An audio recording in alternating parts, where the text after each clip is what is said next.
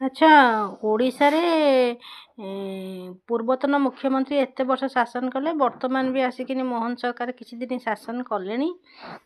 ଆପଣମାନେ କୁହନ୍ତୁ, ନବୀନ ପଟ୍ଟନାୟକଙ୍କ ଶାସନ ଆପଣଙ୍କୁ କେମିତି ଲାଗୁଥିଲା, ଆଉ ମୋହନ ସରକାରଙ୍କର ଶାସନ ଆପଣଙ୍କୁ କେମିତି ଲାଗୁଥିଲା ବା ଲାଗୁଛି? କିଛି ଦିନର ଅତିଥି ସିଏ ହେଇଛନ୍ତି, ଆଗକୁ କେତେ ଦିନ ଯିବେ ତା ବି ଠିକଣା ନାହିଁ। ଯଦି ଏଇଭଳି ଶାସନ ସେ ଆପଣଙ୍କ ମନକୁ ପାଉଥାଏ, ତାହେଲେ ନିହାତି ଭାବରେ ସେ ଆଗକୁ ଆଉଥରେ ପୁଣି ନିର୍ବାଚିତ ହୋଇକରି ଆସିବେ।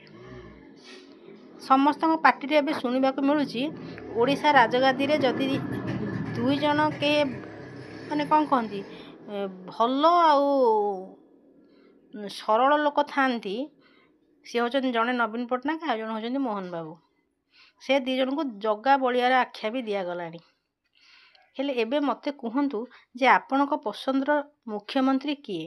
ନବୀନ ପଟ୍ଟନାୟକ ଥିଲେ ନା ମୋହନ ସରକାର ଅଛନ୍ତି?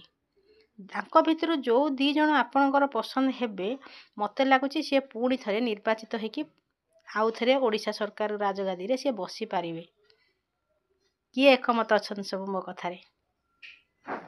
ମୁଁ ଛାଡ଼ୁଛି, ସେ ଫଟୋଟା ବି ଆପଣଙ୍କୁ ଦେଖାଉଛି। ଏ ତଳେ ଯେଉଁ ଫଟୋଟି ଦିଆଗଲା ଦେଖନ୍ତୁ, ଲୋକଙ୍କ ମତ ଏଇଟା।